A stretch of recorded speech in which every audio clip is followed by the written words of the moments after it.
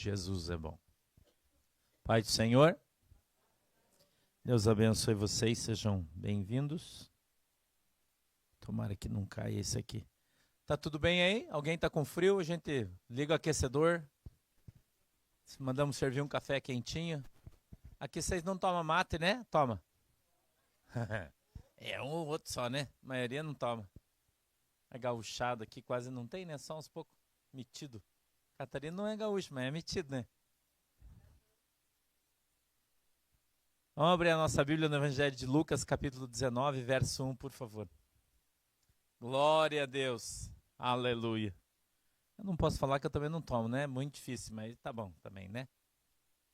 Eu sou curitiboca, eu sou acostumado a tomar café, não mate, né? Eu tomo de vez em quando tem, tomo, mas não é a minha praia. Não gosto de coisa amarga, né, irmão? Gosto de coisa doce. Né? Eu sou tipo melzinho, entendeu? Doce, gosta de coisa doce.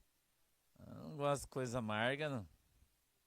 Tem gente que tá tão amargo que prefere dar uma amargada, né? Eu tô fora, eu fico com coisa doce, coisa amarga, eu não gosto.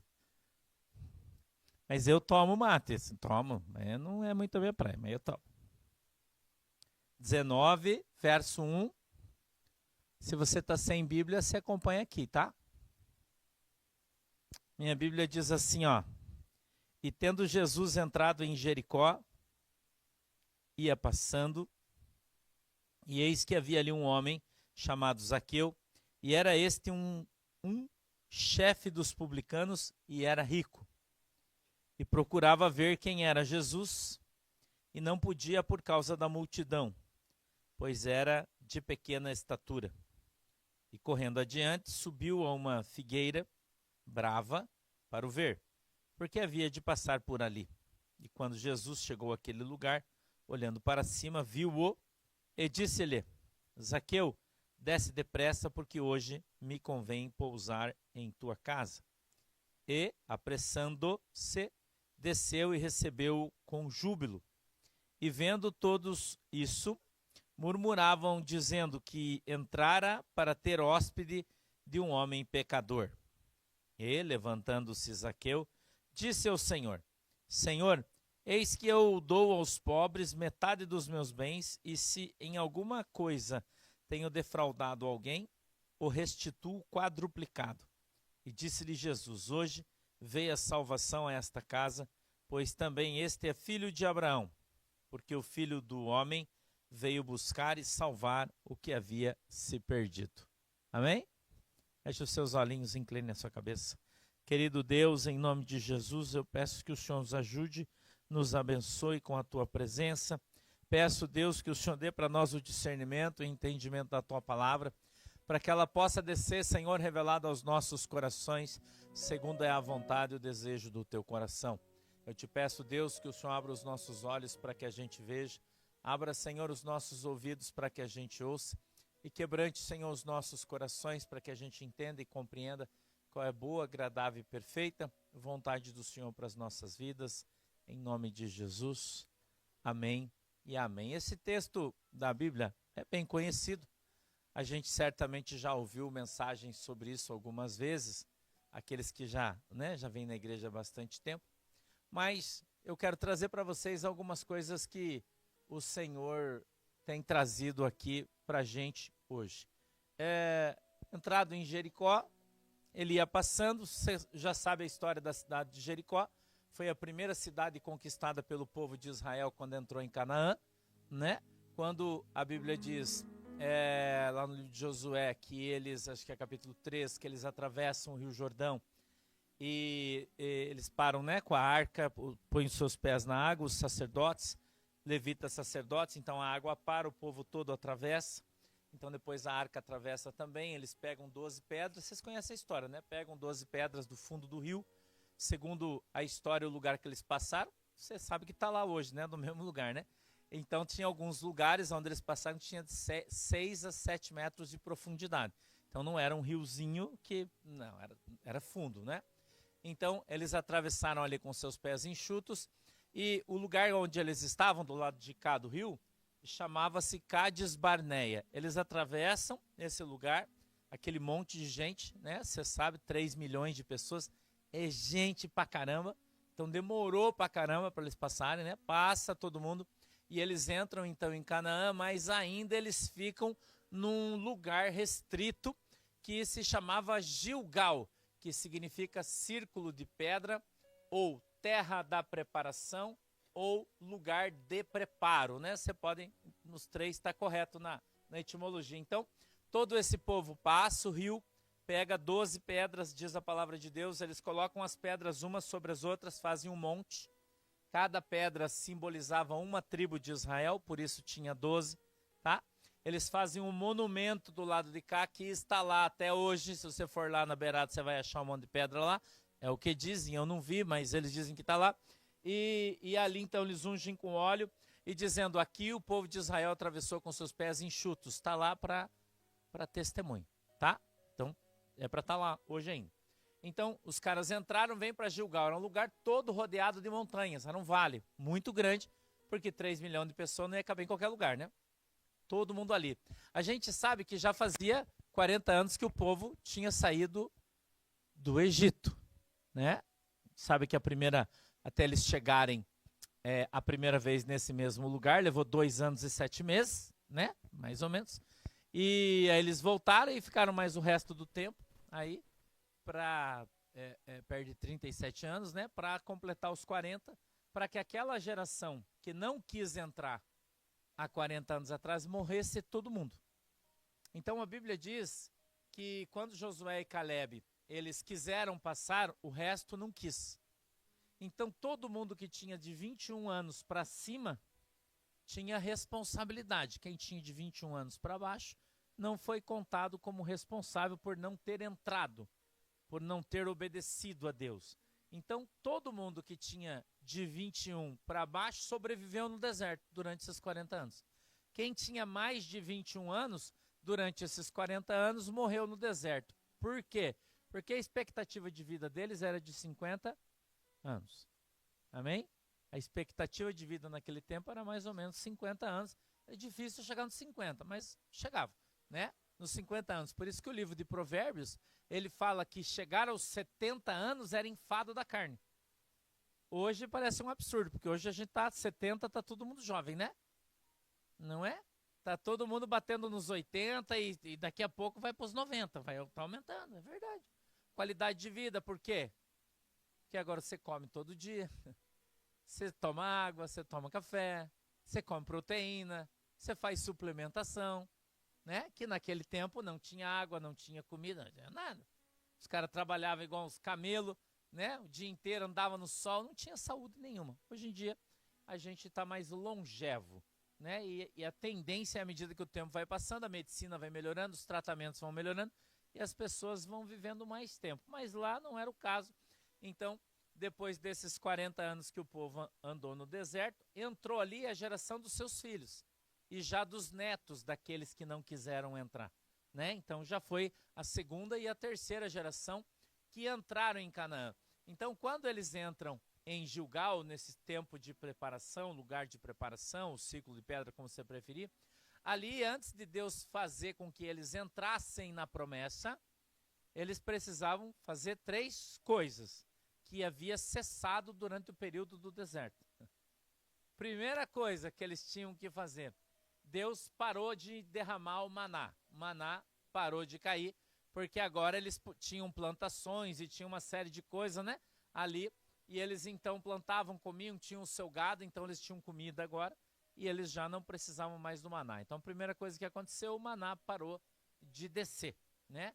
A segunda coisa que eles voltaram a fazer, circuncidar os homens, que era a marca de Deus e de Moisés para o povo judeu. Então eles fizeram a circuncisão de todos os homens durante um longo período, né? A gente sabe, deve ter demorado bastante para fazer isso. Terceira coisa, eles voltaram a celebrar a Páscoa, tá? Que eles tinham parado de fazer, fizeram no Egito, saiu, não fez mais. Então fazia 40 anos que eles já não faziam mais a Páscoa. Então agora o povo tinha condições, tinha o gado miúdo, né, para poder fazer a celebração. Então ali eles celebraram a Páscoa. Depois que aconteceu essas 3 coisas, então a Bíblia diz que o povo se levantou e eles foram para derrubar as muralhas da onde? E aí a gente conhece a história, né? Então, quando as muralhas de Jericó caíram, afundaram, né? Hoje é comprovado cientificamente que houve um grande terremoto, a terra se abriu e as muralhas afundaram. Elas, inclusive, estão lá hoje, né? Já foram encontradas pelos arqueólogos, né? Já foram encontradas, afundaram todas elas lá. E, né, tudo confirmado, segundo o que a Bíblia dizia, sua altura, largura, enfim, né, tá tudo certinho, tudo tranquilinho. Eu só estou te contando a história para trazer a introdução do texto, porque é importante que você entenda o raciocínio do porquê Jesus estava lá. E Josué, depois que eles tomaram Jericó, as muralhas caíram, eles entraram, saquearam ouro, né, matou todo mundo, foi a primeira cidade a ser tomada. Quando eles entraram, Josué amaldiçoou Jericó. Josué lançou uma maldição lá e disse que ninguém mais bebesse do poço da sua água e que nada crescesse naquela terra. E essa maldição permaneceu. E quem foi quebrar a maldição? Que tem gente que fala que não tem quebra de maldição na Bíblia, né? Que não conhece a Bíblia porque não lê. Quem é que foi lá quebrar essa maldição? Quem sabe? Quem? Profeta Eliseu. Tá? Profeta Eliseu, ele foi quebrar. Sabe quando o pastor contou a história da ursa, que saiu lá, matou os 19 piá, que ele estava indo? Então, ele estava descendo em Jericó. Então, ele foi chamado para Jericó para quebrar a maldição, porque daí Jericó virou, depois, né? O povo não entrou lá, mas depois voltou e começou a viver em Jericó. O povo de Israel, porque ele fazia parte do território de que Deus havia dado para eles, né? Então, eu não vou dizer que Josué agiu precipitadamente, não estou falando isso, mas, posteriormente, o povo voltou a morar em Jericó. Quando o Império Romano chegou, eu acho que é 14 ou 15 antes de Jesus, eu não lembro bem das datas, peço que você desculpe, porque a minha memória é ruim para a história, mas alguns anos antes do nascimento de Jesus, o Império Romano dominou todo mundo, e quando Jesus chegou, o Império Romano já dominava. Quando eles dominaram, eles reformaram a cidade de Jericó. E aí Jericó passou a ser duas cidades, a cidade velha e a cidade nova. Então você sabe que o Império Romano, quando eles conquistavam, a primeira coisa que eles faziam, sabe o que era? Quem sabe? Estradas. Você sabe quem que começou com essa história de estrada de paralelepípedo? Você acha que é Joinville, mano? Não é não. É lá, irmão. Então eles pavimentavam as estradas com pedras. E vou dizer mais para vocês, eram estradas largas, todas com guia, com galeria de água pluvial e tudo. Os caras eram fera, irmão. E porque eles eram mão de obra escrava, claro, né? É claro que era o próprio povo que construiu, eles tinham só engenharia. Mas enfim, e eles reconstruíram toda a cidade de Jericó, e Jericó tornou-se habitação do povo judeu. Por isso Jesus foi lá. Jesus foi para pregar o seu evangelho em Jericó, que era lá no final já, né? Porque ali já passava o rio, já não era mais terra do povo de Deus, já era outra nação. Então Jesus foi no final, ali em Jericó, e ele volta agora em Jericó, e ele está saindo de Jericó, vindo agora na direção de Jerusalém. Eram muitos dias de caminhada, era muito longe e tal, mas Jesus vinha fazendo a sua caminhada evangelística junto com todos os seus discípulos. É importante a gente lembrar que no capítulo 18, no finalzinho, tem a passagem do cego de Jericó. Importante a gente lembrar. E a gente vê que Jesus vem passando na rua, não é? E tem um cego na esquina, e ele isso tudo está descrito na palavra de Deus. Tinha um cego parado entre ruas, e ali ele gritava: Jesus, filho de Davi, tem misericórdia de mim. Amém? Estão situados na Bíblia? Tá? Jesus, filho de Davi, tem misericórdia de mim. O cego gritava, certo? E ele estava esmolando aonde? Na rua. Na rua. E a Bíblia diz que tinha um grande aglomero de pessoas em torno de Jesus. A Bíblia não fala quantas pessoas eram, mas a história fala que era mais de 5.000 pessoas que andavam em redor de Jesus. Então você consegue imaginar aí o tamanho da rua? Eu quero sintonizar essa na história porque eu quero que você entenda exatamente o contexto para você poder entender o texto. Então a rua era grande, Jesus estava saindo da parte nova de Jericó, que Roma tinha construído e tinha colonizado, né? Era uma colônia ali dos romanos. E então Jesus saindo encontra o cego de Jericó, todo aquele alvoroço, né? O cego de Jericó vem e fala. Quando Jesus termina essa conversa com o cego de Jericó, o cego passa a enxergar, todo mundo fala, no longe, assim, ali na frente, tinha uma figueira, uma árvore. Por que a figueira brava? Porque não dava fruto, tá? Então a figueira brava no meio da rua, grande, na frente, ou na lateral, eu não sei, e o Zaqueu queria ver Jesus, mas estava aquele aglomero de pessoas. Aí o que o Zaqueu fez? Subiu na árvore. Porque ele era um homem de pequena. Você vê que a Bíblia é tão para falar de um baixinho, né? Se fosse nós, falava pintor de rodapé, segurança da turma da Xuxa, né? A gente ia dar um monte de adjetivo para um baixinho, né? Ou pequeno Galileu, ou Zaqueuzinho, né? Que a gente chama o Gabriel Zaqueuzinho, né? Pequeno Galileu e tal. Menorzinho da tropa, né? Sempre tem algum apelido carinhoso, né? Então, ele sobe, mas ele sobe na árvore exatamente aonde? E eu acho que isso aqui devia ser o tema principal da nossa conversa hoje. Zaqueu subiu na árvore exatamente aonde Jesus iria passar. Então veja como é importante você estar no lugar certo aonde Jesus vai passar. Você olha para o salmista fala assim, ó, 1000 cairão ao teu lado, não é assim que está escrito? 10.000 a tua, mas tu não serás? Por quê? Porque você está no caminho. Então, se você andar no caminho, a tua direita vai cair um monte, a tua esquerda vai cair um monte, mas você não vai ser atingido. Por quê? Porque você está na estrada correta. Você está no caminho certo. Então, Zaqueu, ele queria ver Jesus. Mas em nenhum momento a gente vê o texto ou a Bíblia falando que Zaqueu, ele queria se converter a Cristo. Fala? Não. Que Zaqueu estava, sei lá, arrependidão, estava meio cabisbaixo, a vida dele não estava muito boa, ele estava meio doentão, daí ele foi lá e falou, quem sabe se eu chegar perto de Jesus, na minha vida não muda. A vida dele era ótima. Zaqueu era riquíssimo. Riquíssimo, ele é cobrador ele era chefe da agência da Receita Federal de Roma. Se fosse hoje, ele ganhava uns 50 milha por mês. No cargo equivalente. Riquíssimo, irmão. Só que a Bíblia diz que ele roubava muito. Por isso ele fala, Senhor, se eu defraudei alguém, eu devolvo 4 vezes. Por quê? Porque era uma lei judaica. Que se você fosse pego roubando, você tinha que devolver 4 vezes mais. A lei era assim.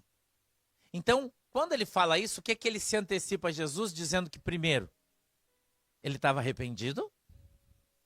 Segundo, que ele entendia que Jesus Cristo era um justo juiz, porque ele estava fazendo um bom negócio.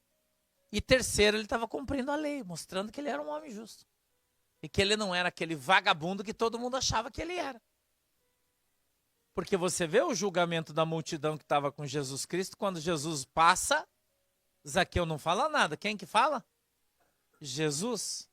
Por que Jesus fala com Zaqueu? Porque quem alcança você não é as pessoas, é a palavra de Deus. Então Jesus mostra para mim e para você que através da sua palavra, Zaqueu foi alcançado. Então quem é que alcança a sua vida? É o pastor? Não. É a igreja? Não. É a palavra de Deus. Então quando você ouve a palavra de Deus, e a Bíblia diz que a fé vem pelo ouvir e ouvir a palavra de Deus. Se você escutar uma música gospel, você tem fé? Não. A não ser que o texto seja a palavra de Deus. Aí, beleza. Se não, não. Então, nós somos convencidos, somos alcançados, transformados, limpos. Como? Pela palavra de Deus, irmão. Então, Jesus Cristo, ele alcança o Zaqueu pela sua palavra. Ele disse, Zaqueu, desce ligeiro. Jesus acho que era meio meu parente, eu acho. Porque Jesus estava com fome. Ô, irmão, vocês não estão lendo o texto? Jesus estava com fome, irmão. Estava no trampo o dia inteiro, andando para cima e para baixo, igual um maluco. Ele foi na casa de Zaqueu fazer o quê? O que ele foi fazer? Comer, irmão. A Bíblia diz que eles entram na casa e fazem o quê? Sentam à mesa. Para quê? Para conversar, você acha? Se fosse para conversar, falava lá fora. Zaqueu devia ter umas irmãs do babado lá, né? Hã? Já viu o chefe chegando? Ele era um cara muito rico, irmão. Tinha muito empregado. Morava ali no centro da parada, na entrada do troço, no lugar melhor. A casa certamente, né? A arqueologia não achou a casa dele ainda, a gente não sabe, mas a gente pode supor, em função da grande quantidade de riqueza que ele tinha, que a casa dele era no lugar mais legal, porque estava na entrada da cidade. A gente está vendo que Jesus está saindo. Então, se ele pegou o Zaqueu na saída, ali era o quê? A entrada da cidade, na parte nova, onde os romanos construíram. Então, certamente, ele tinha uma casa grande, espaçosa, uma casa bacana, assim como era a casa de Lázaro, não é? Quando Jesus entrava lá, Maria ficava com Jesus e a Marta fazia o quê? Ô, irmão. Homem de Deus vai na tua casa, você faz o quê? Você fica conversando? Não. Café? Almoço? Vai fazer bolo? Vai fazer uma rosca? Alguma coisa. A Bíblia não diz que você tem que dar o melhor para Deus? E o representante dele você dá o quê? Mate amargo? Não. Café, irmão. Um leitinho quente, que agora tá frio, né? Você sabe que nós do Paraná gostamos de tomar café com leite quente, né? É, dá dor no dente, mas a gente aguenta. Que o leite frio esfria o café, vocês sabem. É que aqui vocês vivem no calor, né? Lá nós vivemos no frio. E aí, se você colocar o leite frio no café quente, esfria o café. Então tem que ser leite quente. Vamos aprendendo aí, o pastor está ensinando você a lidar com os paranaenses. Né? Então, leite quente. Então, se o pastor vai na tua casa, você vai fazer o quê? Café com leite quente. Zero lactose, não esqueça. Pra mim, né? Zero lactose. Senão você faz eu passar mal. Né? Vai fazer um bolo. E você acha que para Jesus eles fizeram o quê? Hã? Sendo que Zaqueu sabia exatamente quem era Jesus. Zaqueu sabia e cria que Jesus era o Filho de Deus. Eu vou fazer uma pergunta para você, eu vou abrir um parênteses aqui na nossa história e vou fazer uma pergunta. Se o Jesus fosse na tua casa, você ia dar de comer ele o quê?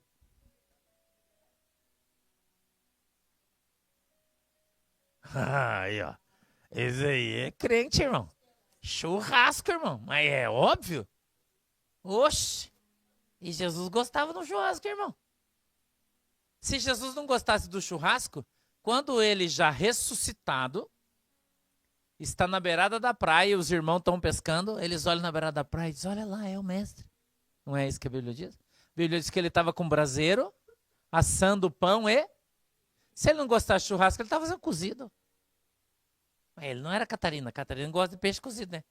Não gosta? Caldeirada? Só o povo de Joinville, daqui para lá é tudo cozido, né? O povo para fazer coisa cozida, né? Mas Jesus comia peixe o quê? Assado. Jesus tinha feito um brasido, irmão. E ele só não estava assando um carneiro ali porque não tinha na mão, senão tava um peixinho ali, mas é assado. Não é? Quem gosta de churrasco não faz carne frita, faz assada. Tem bife aí? Tem, para que eu vou acender o fogo. Já? Nada de frito, irmão. Hã? Então, se Jesus fosse na tua casa, você ia fazer o que para ele comer? O Zaqueu fez para Jesus o quê? O melhor. Então, era costume naquele tempo eles terem na sua casa um animal cevado. Todo mundo que tinha condições tinha na sua casa um animal cevado. E quando chegava a visita alguma coisa, o que é que eles faziam? Churrasco. Churrasco. Entendeu? Eu vi esses dias um meme na internet, o irmão falou, hoje é sexta-feira, o que você vai fazer? Churrasco. É sexta, e amanhã o que você vai fazer? Churrasco. Tenho nada para fazer? Não, então vamos fazer um churrasco. Então Jesus entra na casa de Zaqueu, né? Jesus entra na casa de Zaqueu, mas não entra todo mundo. O texto sugere isso para mim e para você. Não entra todo mundo na casa de Zaqueu. Porque tem uns que estão falando mal. Quem está falando mal normalmente não está sentado à mesa. Ele está de pé do lado de fora. Porque quem está na mesa sentado com você não está falando mal, ele está comendo. E quem come não fala. Não é isso aí a nossa vida? Olha o discernimento que o Espírito Santo está dando para nós do texto. Quem é que fala mal do teu carro? É quem você não dá carona. Não é? Quem é que fala mal, irmão, do que você está fazendo muito churrasco na tua casa? Quem você não convida. É isso aí? Meu Deus, mas essa fumaça de novo, não acredito que esse vizinho está fazendo churrasco outra vez. Por que ele está reclamando? Porque você não convidou ele, irmão. Porque se você convidar o vizinho, ele vai reclamar que você está fazendo churrasco? Então, se os caras estão reclamando, eles estão aonde? Do lado de fora. Onde é que estão os teus inimigos? Eles estão perto de você, mas eles estão do lado de... Eles não estão na comunhão, irmão. Quem é inimigo do irmão é porque não está na mesma comunhão. Não anda no mesmo espírito. Não está no mesmo lugar, não reage da mesma maneira, não come da mesma comida.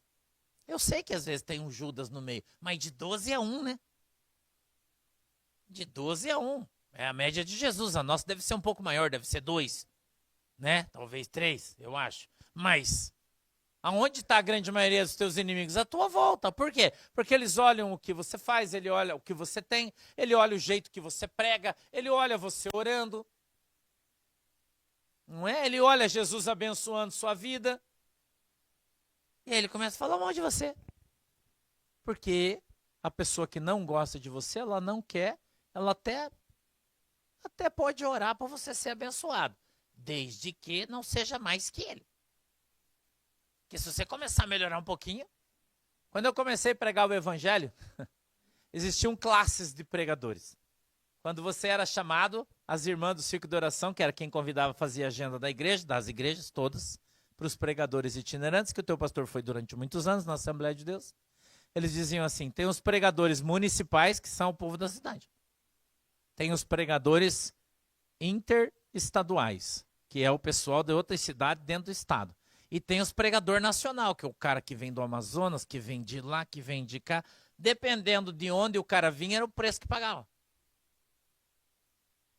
Quando você ia pregar no culto de ciclo de oração, você era do outro bairro, os irmãos te davam de oferta o quê?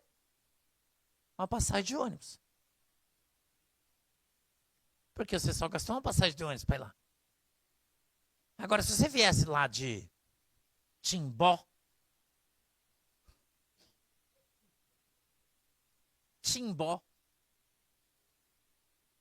aí você vai dar só uma passagem de ônibus pro cara? Você vai falar, coitado, o cara veio, saiu de lá de manhã, pegou o busão, né? Você sabe quanto é o valor da passagem, então você tem que dar a ida e a volta. Aí você fala, o cara tomou um café, um almoço, café, depois que ele sair daqui ele vai ter que dormir no hotel, amanhã ele vai tomar café, daí mais o almoço, então quanto é o custo? Mais alto. Então, quando você ia escolher, elas falavam isso pra gente, o camarada, o cara tinha que ser um mais ou menos, é isso? Não, tinha que ser um bom. Aí eu pergunto para você, de 0 a 10, 0 a 10, você é um pregador. Se você está no nível 2, se você está no nível 4, se você é um nota 9, 10 é difícil, né? Se é um nota 9, um nota 9, para você chamar o cara para pregar, você tem que ligar um ano antes. Um ano antes. Quando eu pregava na Assembleia de Deus, tinha que ser 6 meses antes de você me agendar para pregar na igreja. Porque eu tinha agenda fechadinha para 6 meses, em média. Então a pessoa já sabe, 6 meses antes ela tinha que agendar. Lá atrás. O que é um nota 9? Um nota 9 é um pregador com milagre. É um pregador com batismo com o Espírito Santo, com milagre, com o aleijado andando, é nota 9. Agora, se você quer um barulhento, ele é um nota 3. Eu estou falando hoje, não sei por que eu estou nisso aí, mas Deus sabe. Não entendi também, mas Deus é que sabe. Um nota 3 é aquele cara que vem na igreja e faz barulho.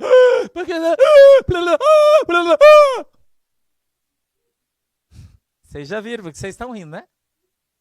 Só barulho. Lata vazia, né? Bem, bem, bem, bem. Aí tá vazia. Um lata cheia, né? Já fala devagar, fala baixo.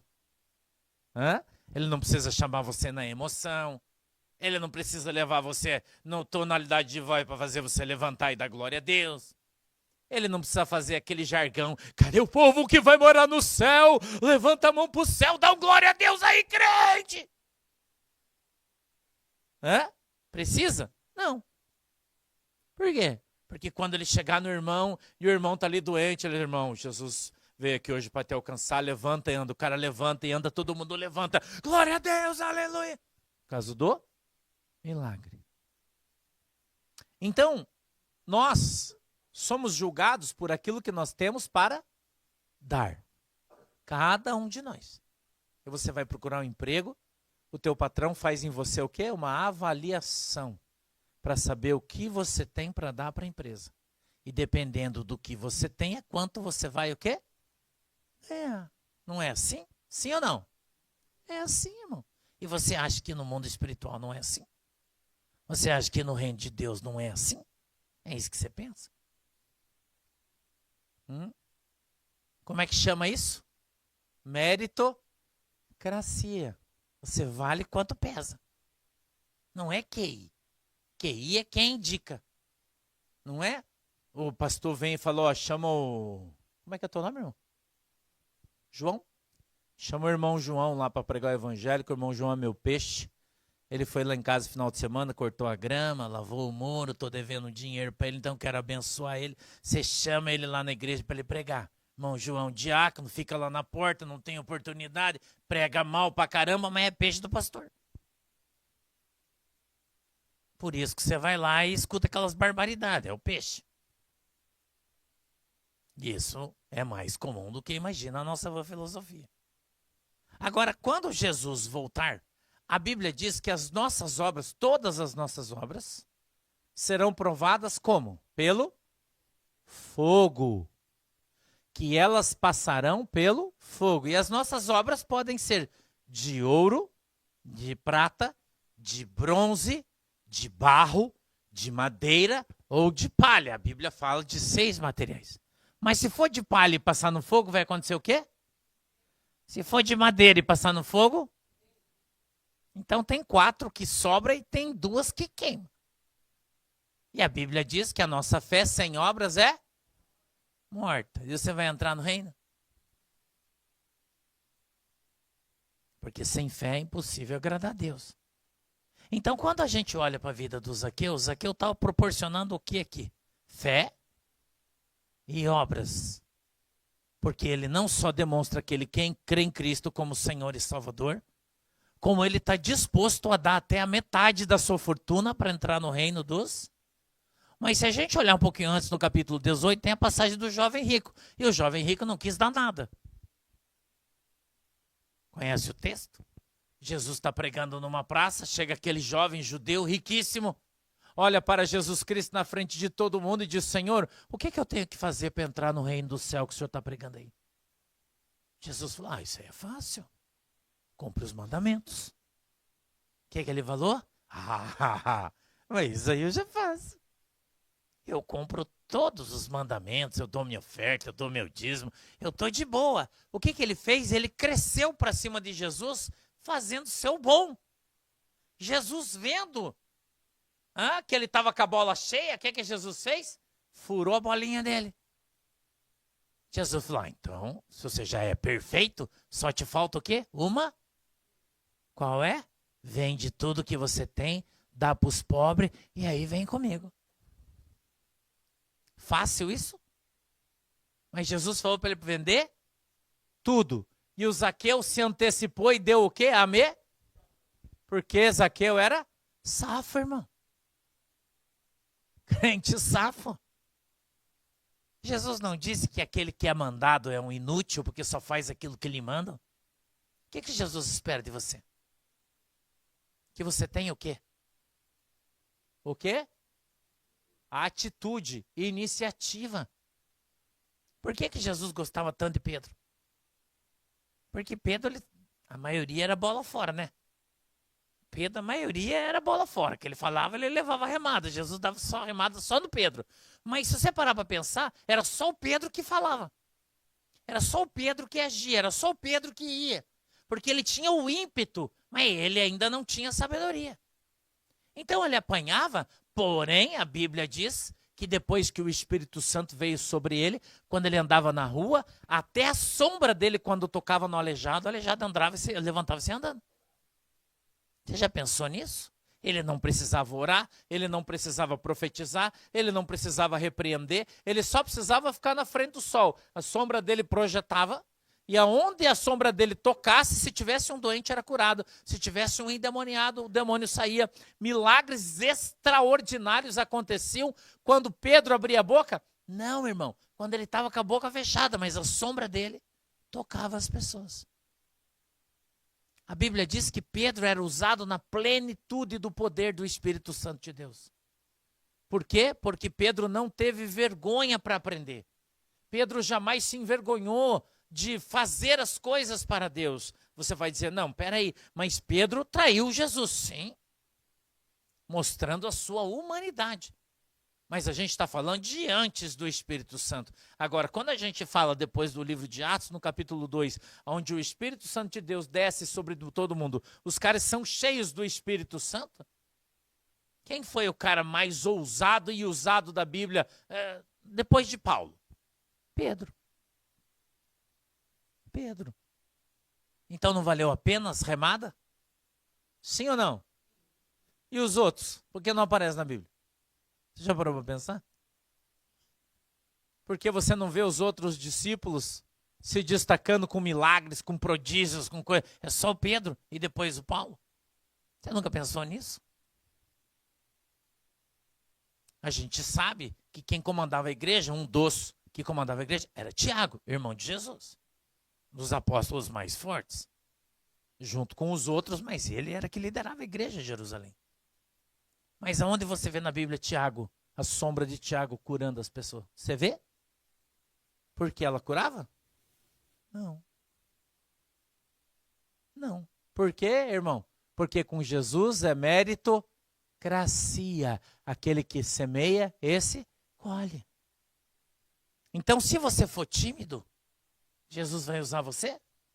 Não. Se você for impetuoso, você pode levar umas remadas. Não pode? Você pode levar umas remadas. Mas a remada faz parte do nosso ensinamento. Faz parte do nosso ensinamento. Eu tinha um professor de ciências, quando eu estava na 5ª série, que ele usava dentadura. E ele era louco de jaguara, irmão.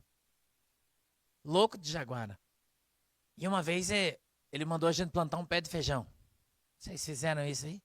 Caixa de sapato, aquele troço, tinha que plantar um pé de feijão. E eu esqueci.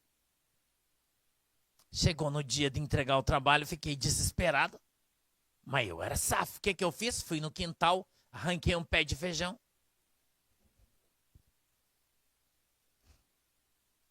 Limpei a raiz, coloquei no algodão, pus o copinho, fiz a caixa, toque de caixa, pus o pé para fora. Só que o pé de feijão de todo mundo era assim, o meu era assim. Híbrido. E o meu já estava maduro, irmão. As folhas tudo amarelas.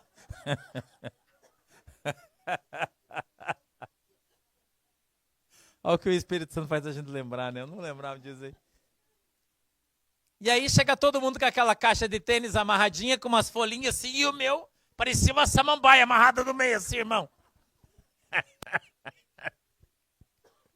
E aí você tinha que ir na frente, e ele olhava e falava, beleza, e dava nota.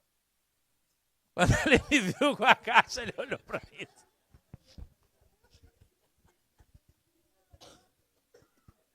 Ele ficou olhando para mim bem sério.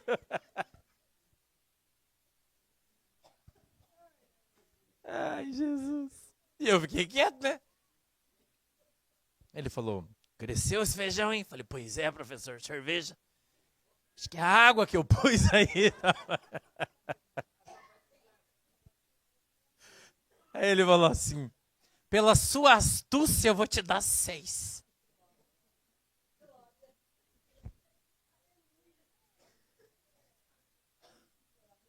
Irmão, era 5 a minha, no meu tempo era 5 ainda. Pela sua astúcia eu vou te dar 6, porque não deve ter sido fácil você enviar esse pé de feijão aí dentro.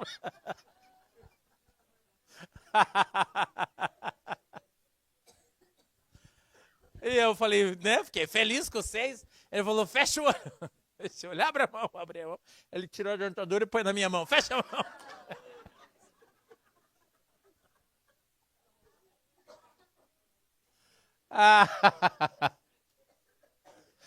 Ele era um barato. Mas onde eu cheguei? Ele sabia do meu potencial. Não é? Meritocracia, irmão. Eu não plantei o feijão, mas eu levei um. Não é? Agora, teve um monte de gente que chegou lá e disse que o feijão não pegou, que nem todo mundo levou.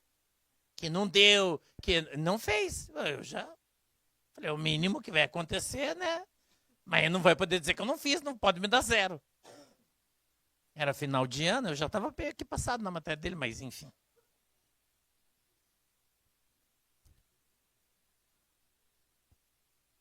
Amém? Irmão, Jesus não gosta de crente mané, não gosta de dizer. Jesus gosta de crente safo, irmão. Zaqueu era um crente safo. Ele já sabia que ele tinha feito um monte de merda. Ele já sabia que ele tinha enganado, feito e que Deus ia cobrar ele.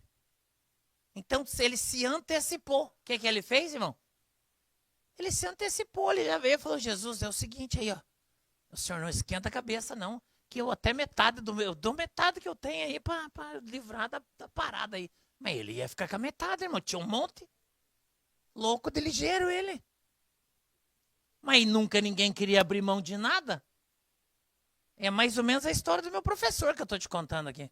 Jesus viu a malandragem do cara. Que ele queria dar só a metade. Mas ninguém dava nada.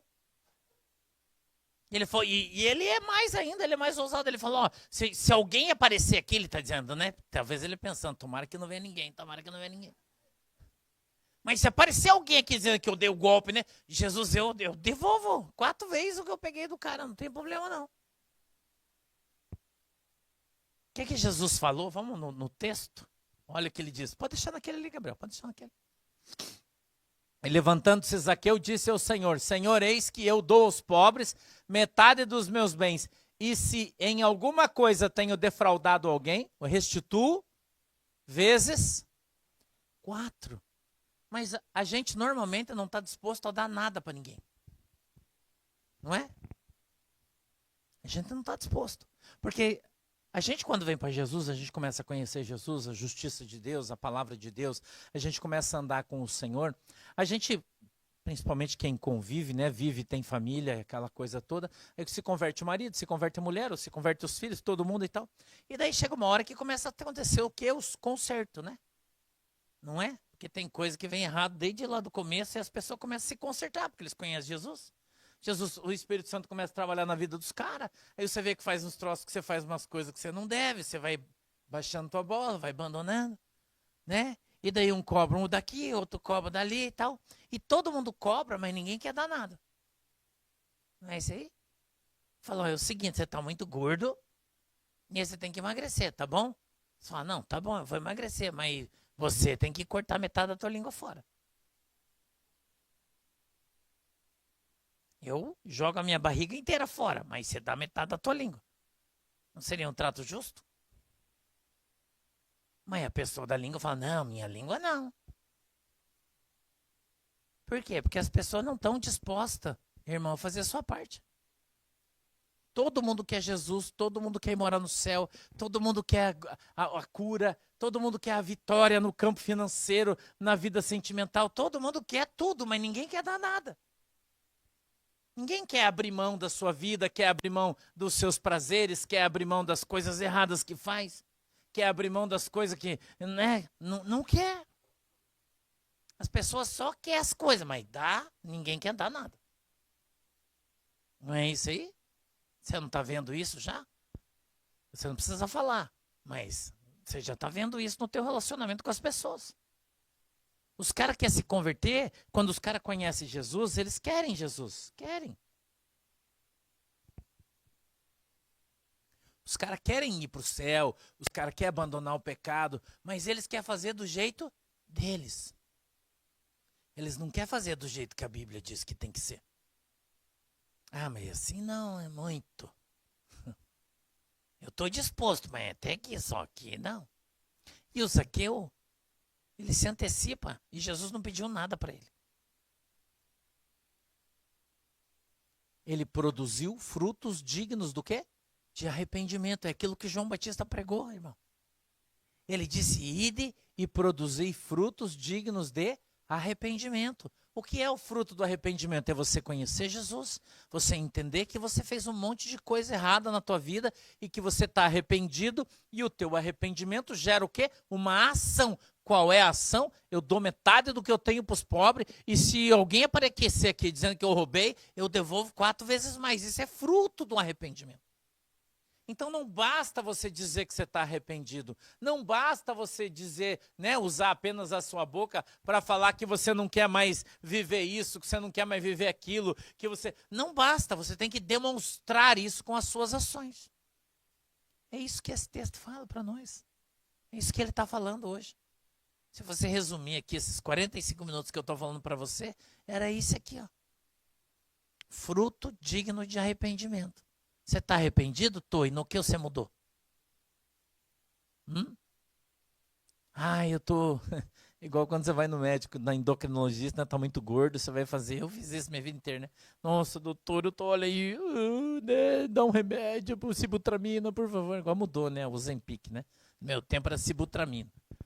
Uma boleta para você emagrecer, né? Daí comia, tomava aquilo, ficava sem comer 15 dias. Emagrecia, daí parava, comia tudo de novo e engordava tudo outra vez. Esse aí também é a mesma coisa, né? Mas parar de comer, você não quer. Como é que você vai emagrecer se você não fecha a boca? Tem jeito? Existe fórmula mágica? Por que quando você faz cirurgia bariátrica você emagrece? Porque o cara arranca teu estômago fora. Você não pode comer mais? Verdade. Arranca fora. Ou pelo menos costura, né? Para ficar só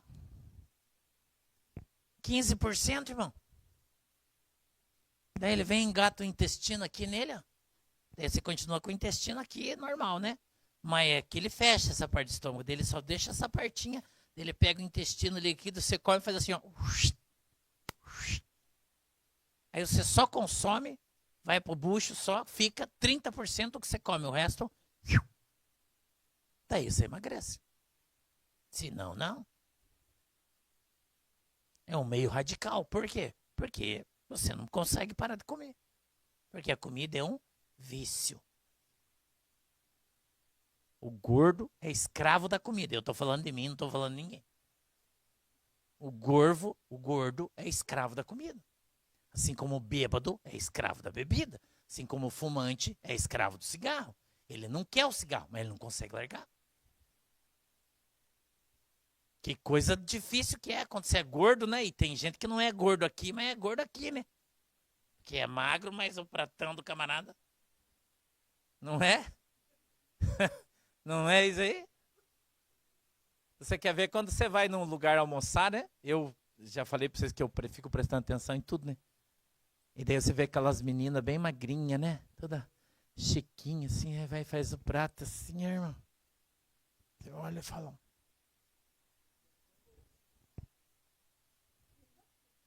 Magrinha, né? Aí você fala, ó, tá semeando, quando ficar velhinha. Sabe por quê? Porque daí teu metabolismo desacelera, irmão. Desacelera.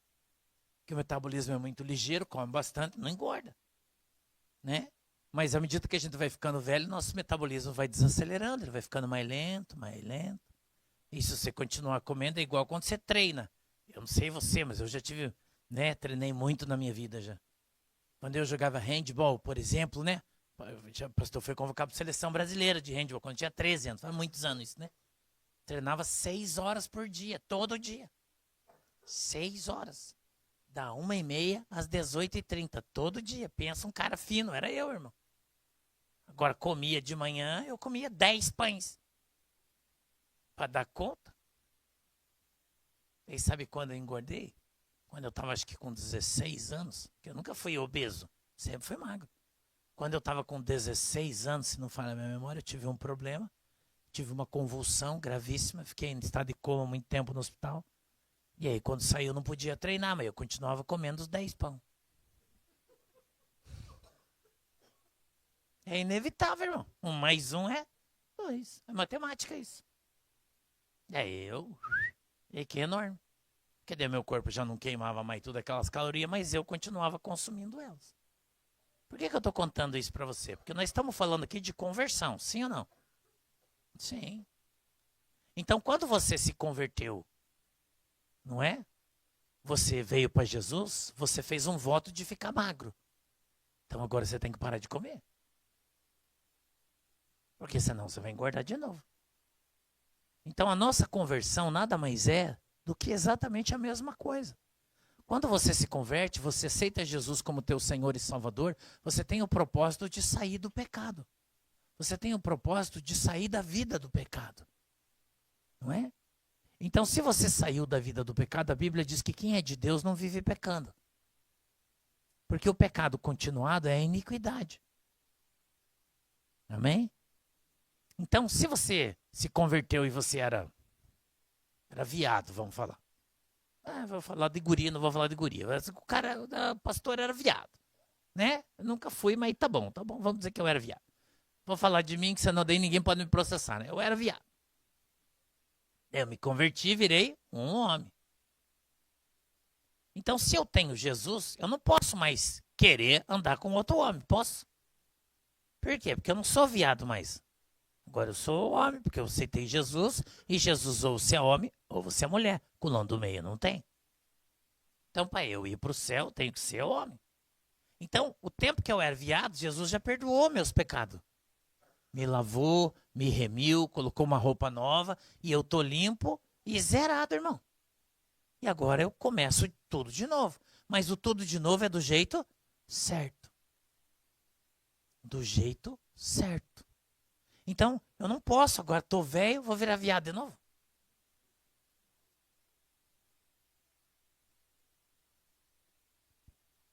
Pode?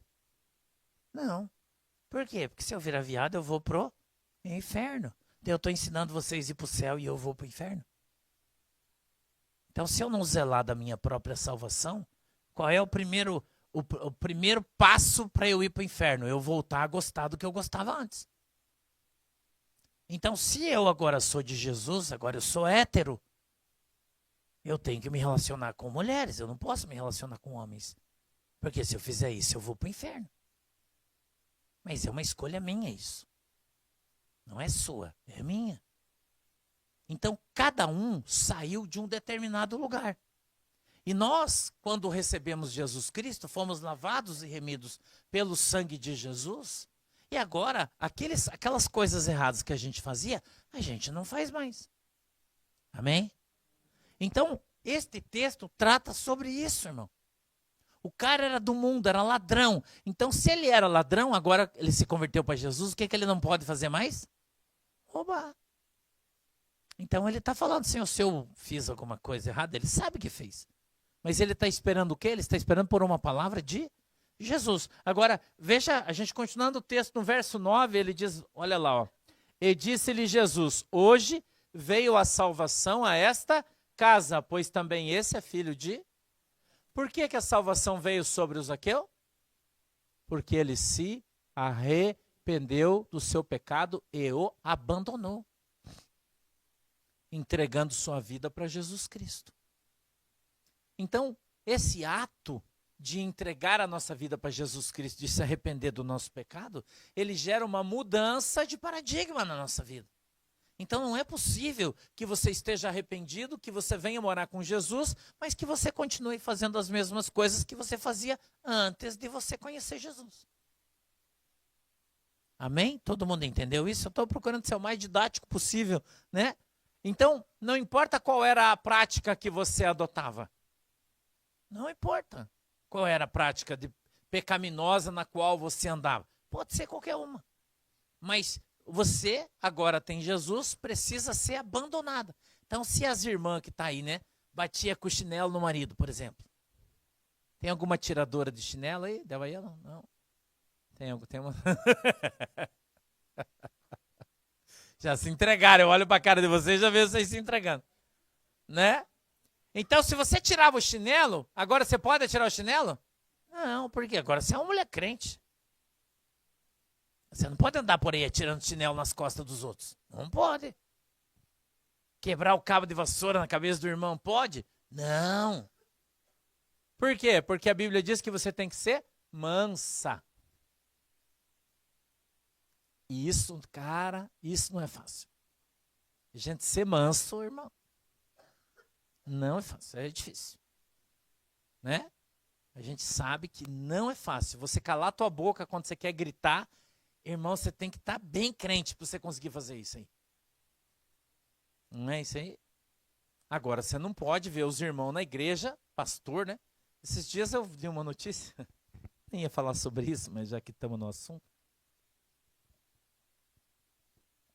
de uma igreja muito grande no Brasil inteiro, fundador da igreja, 60 e poucos anos, pastor, teólogo, doutor de teologia, resolveu abandonar a mulher e morar com o moço.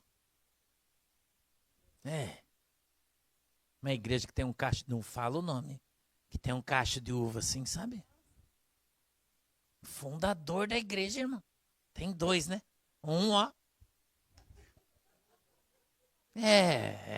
Ninguém falou nada, você não viu nada aí, né? Mas eu sei. Foi morar com o guri, irmão. Abandonou a esposa, os filhos, tudo, 60 anos. Por que a pessoa faz isso nessa altura da sua vida, irmão?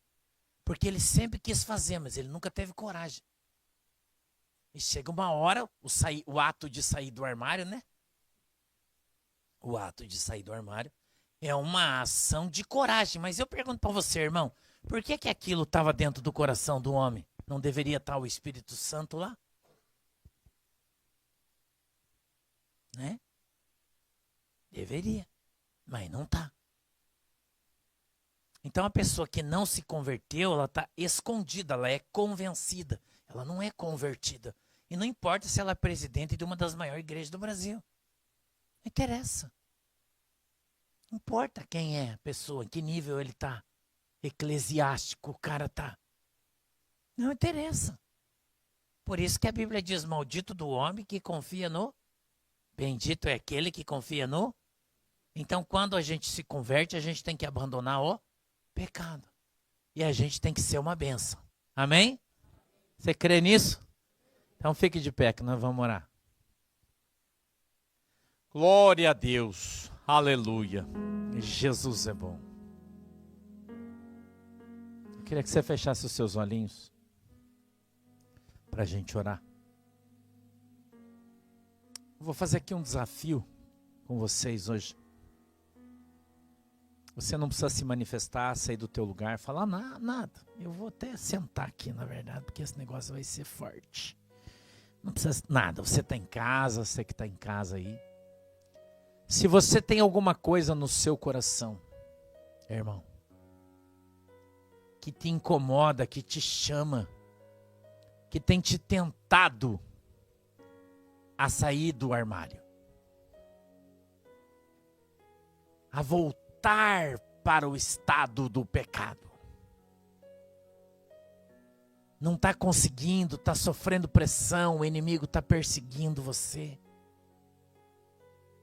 O pecado está correndo atrás de você, te tentando, movendo o seu coração, sua alma. Eu quero te chamar hoje a fazer uma renúncia. É um ato de fé. Tem gente que faz ato de fé para ter bênção financeira, tem gente que faz ato de fé para largar o cigarro, tem gente que faz um ato de fé para largar a bebida, tem gente que faz ato de fé para uma série de coisas, mas hoje eu quero te chamar para fazer um ato de fé hoje. Para você largar, para que o teu coração hoje seja esvaziado daquele desejo de se desviar da igreja para viver uma vida louca. Talvez você não esteja aqui na nossa igreja física, talvez você esteja aí na igreja virtual, não sei onde você está. Se é que você está aí, mas eu acredito que sim, porque o Espírito Santo está falando para mim que está. Eu quero pedir a Deus que o Senhor traga do céu alguns anjos agora no meio da congregação, e isso é espiritual. Então você vai fazer aonde você estiver, você vai colocar a mão em cima do teu coração. E se tiver alguma coisa, algum desejo, alguma vontade, alguma coisa errada aí na tua vida e você quer se livrar dela hoje. Você quer se livrar dela hoje. Você ouviu essa palavra, a palavra veio de cheio no seu coração hoje, você está aí. Tocado hoje por essa mensagem de conversão, de transformação. E você quer hoje, quer se livrar disso, você tem orado, você tem pedido. Quem sabe se você quer parar de fumar, eu não sei. Você quer parar de beber, você quer parar de usar droga. Você quer parar de trair a tua esposa ou de trair o teu marido, não consegue. Você quer viver uma vida santa com Cristo. Você quer andar na presença de Jesus, mas você não tem força. Eu quero te chamar hoje um ato de fé. E eu vou dizer para você que o Senhor trouxe um anjo. E esse anjo colocou uma lixeira na tua frente agora. Uma lixeira espiritual. Espiritual. Não importa qual é o problema que você tem. Não interessa. E eu quero que hoje, pela fé, você coloque a tua mão dentro do teu coração, como se você estivesse colocando ela no seu bolso. E que você pegue esse sentimento que está dentro do teu coração. E você sabe que essa é uma ação de fé. E você fecha as suas mãos com esse sentimento dentro dela. Você vai arrancar ele de dentro do teu coração agora. E na tua oração que você está fazendo aí com a tua boca fechada, porque ninguém precisa ouvir a tua oração, você vai dizer: Jesus, eu acredito nesse negócio aí. E eu quero pegar esse desejo, essa vontade que está dentro do meu coração agora. E eu quero que esse desejo, essa vontade, se for um espírito, ou se for só um desejo, uma vontade, não interessa.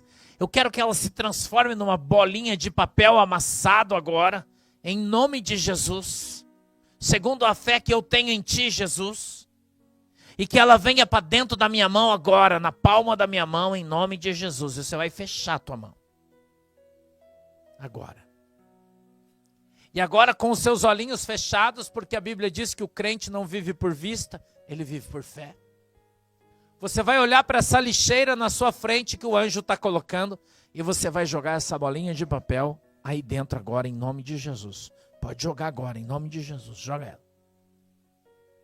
E agora você vai fazer uma oração comigo assim, ó. Senhor Jesus, eu creio que agora eu fui liberto. Eu te peço que o teu anjo leve esse lixo embora agora, em nome de Jesus. Agora você vai falar o nome dele, se é cigarro, se é droga, se é o que for, você vai dizer: eu repreendo o espírito. Fala do que agora? Pode falar todo mundo junto. 1, 2, 3, já. Vai embora agora, em nome de Jesus. Que você seja esse papel amassado, e que o anjo do Senhor leve você embora agora, em nome de Jesus, e não volte nunca mais. Dá um glória a Deus aí. Dá uma salva de palmas para Jesus. Amém? Você crê nisso? Então pode sentar. Toma o teu assento. Eu vou te dar 3 minutinhos para você fazer uma oração, para você pedir perdão do teu pecado e poder participar da Santa Ceia. Todos podem, você sabe, aqui nós pregamos o Evangelho, nós não somos religiosos, né? Então a Bíblia diz que todos devem participar da carne e do sangue de Jesus, sem nenhuma exceção. Basta apenas que você reconheça Jesus Cristo como teu Senhor e Salvador e que você se arrependa do teu pecado e peça perdão dele. Então eu vou te dar 3 minutos para você fazer uma oração, se arrepender do teu pecado, pedir perdão dele para que você possa participar da Santa Ceia em santidade. Você tem 3 minutos, pode começar agora.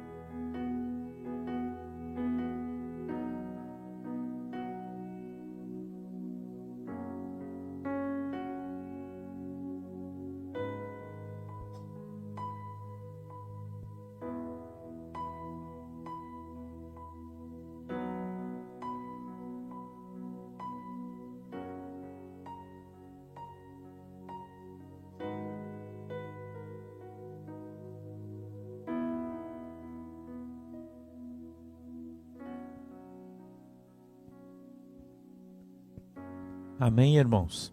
Coloque-se em pé, por favor.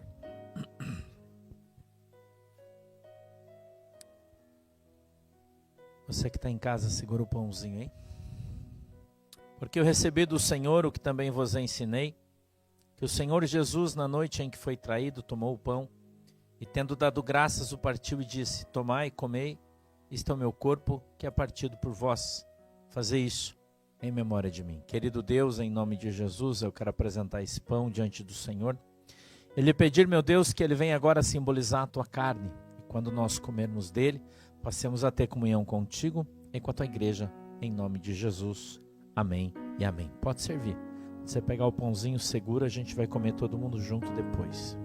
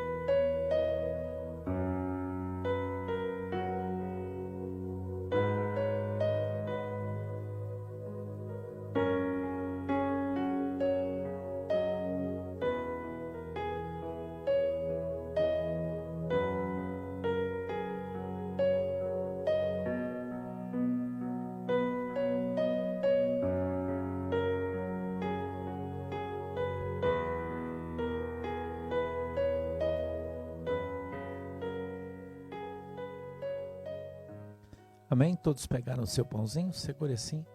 E disse o Senhor: esse é o meu corpo que é dado por vós, fazei isso em memória de mim. Comei todos. Pode comer, por favor.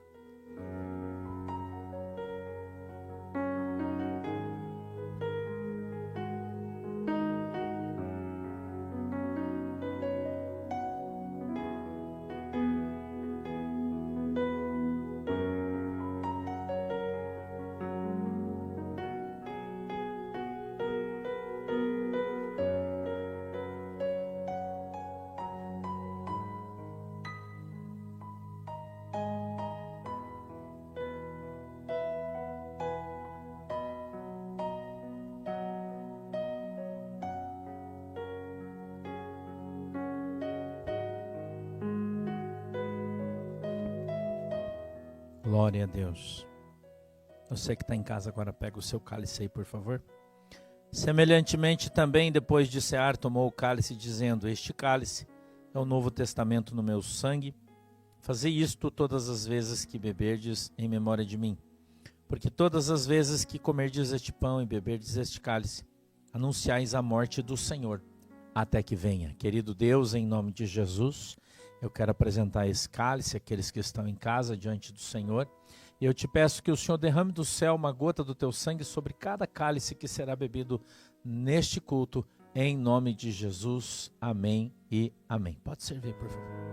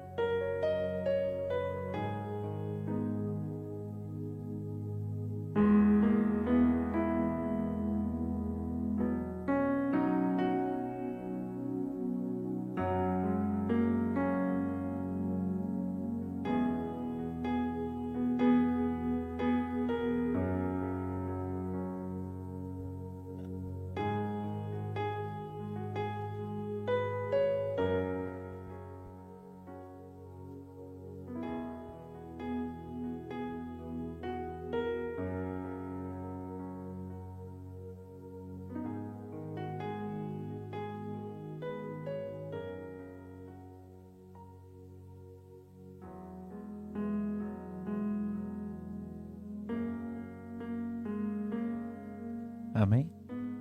Segura o copinho assim. Você que está em casa, segure assim. E disse o Senhor: esse é o meu sangue que é dado por vós. Fazei isso em memória de mim. Bebei todos. Pode beber, por favor. Glória a Deus. Pode se sentar. Vamos ao seu assento. Passe o seu copinho para a beirada da fila. Vocês viram que suco gostoso, suco de uva? Esse suco é de Santa Catarina. O meu?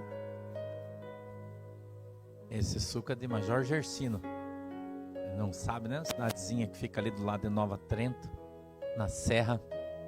Uma irmãzinha, eu já contei a história para vocês, né? Que a gente compra com ela, ela produz, ela que faz, né? Um vinho e o suco de uva caseiro, né?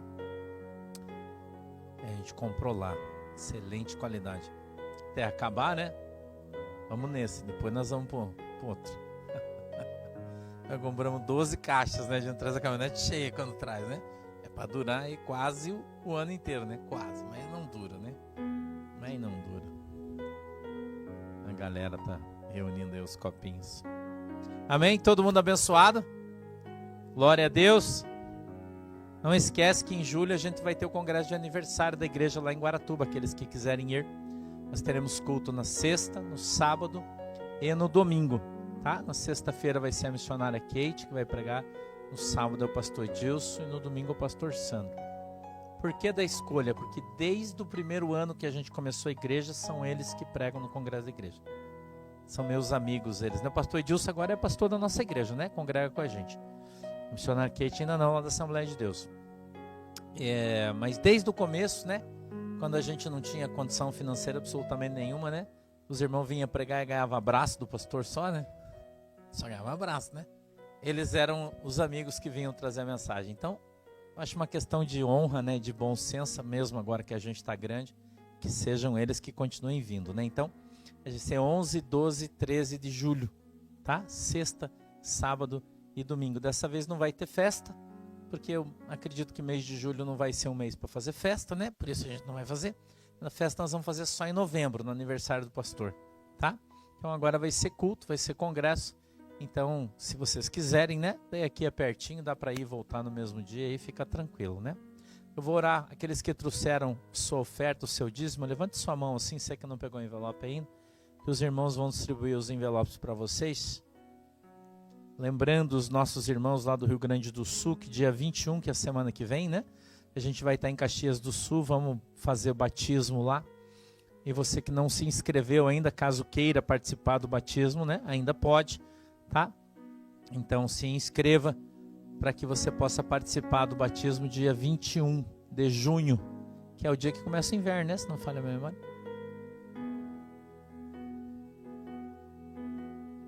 Aqueles que vão participar do culto lá em Caxias, o Rony está me lembrando, a gente vai fazer um café americano para dar oportunidade para os irmãos lá levar um bolo, uma cuca, o que quiser, né? Um cachorro quente, não sei, talvez, sei lá, né? O que você quiser, sei que vai participar lá no Rio Grande do Sul, tá?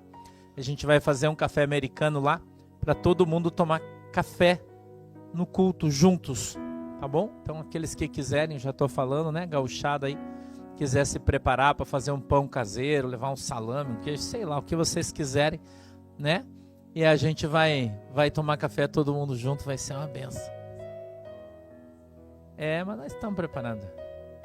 A gente aluga um CTG bem legal lá para fazer, pra gente fazer o culto lá, é bem bacana. O povo lá de Caxias, no almoço nós já vamos comer churrasco, né? Que o PP vai pagar o churrasco para nós, né? Já prometeu, vai pagar, né? Vamos lá. Churrasco faixa, né? Fiquei triste que ele falou que não vai fazer costela, né? Mas tá bom também, né? O PP faz uma costela extraordinária. Vamos orar? Feche os olhinhos. Querido Deus, em nome de Jesus, eu peço que o Senhor abençoe todos os ofertantes e dizimistas da igreja. Em nome de Jesus, amém e amém. Pode se levantar e vir trazer aqui. Você que está em casa, caso queira também, os dados bancários da igreja já estão aí disponíveis para você enviar a tua oferta e o teu dízimo.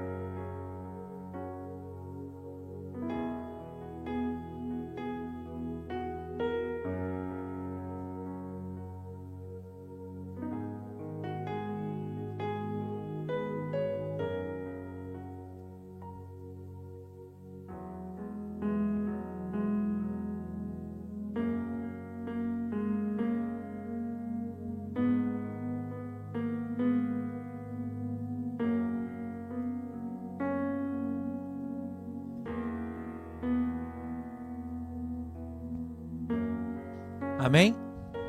Vem aqui, pastor Vanderlei, para orar por esse povo. Glória a Deus. Aleluia. Até amanhã cedo, né? Amanhã nós se falamos de novo. Amém, irmãos? Abençoados? Até o tutano, né? Vamos nos colocar em pé e agradecer a Deus por esse privilégio que Deus nos deu de estar aqui hoje e ter se alimentado, né? Foi um alimento bom, agradável, doce e consistente. Uma bênção do céu. Vamos agradecer a Deus. Querido Jesus, nós te louvamos, te agradecemos, Senhor, pelos momentos que passamos na tua presença aqui. Sei que teu Espírito estará conosco, também fora dessas portas, ó Deus, fora deste templo, porque teu Espírito mora em nós. Somos tua igreja, Senhor, somos templo e morada do teu Espírito. Meu Deus, nós te agradecemos, ó Deus, pela tua presença aqui. Obrigado, Espírito Santo, porque mais uma vez tu se fez presente, mais uma vez tu nos alimentaste aqui, Senhor. Deus, em nome de Jesus eu te peço agora, leva cada um dos teus filhos em paz, ó Deus, em segurança. Leva os teus filhos, ó Deus, até suas casas. Guarda cada um daqueles que já estão nas suas casas, ó Deus. Dê a eles, ó Deus, um final de semana maravilhoso, ó Deus, esse resto de semana e mais o fim de semana, abençoados, ó Deus, na tua presença. Que eles possam, ó Deus, estarem guardados pelos teus anjos, porque a tua palavra diz que os teus anjos acampam ao redor daqueles que temem a ti, Senhor. E os livra. Livra teus filhos, ó Deus, agora no caminho de casa. Livra de acidentes, ó Deus. Livra-os de incidentes. Livra-os, ó Deus, de qualquer coisa que possa dar angústia no seu coração. Livra-os, ó Deus, das ciladas do inimigo. Livra-os, ó Deus, do homem violento no meio da rua, Senhor. Livra-os, ó Deus, de provocações. Livra-os, ó Deus, de todos os laços. Guarda cada um dos teus filhos, ó Deus. Dá-nos uma semana abençoada na tua presença, ó Deus. Em nome de Jesus, em nome de Jesus. Amém. Dê uma salva de palmas para Jesus. Vamos com Deus.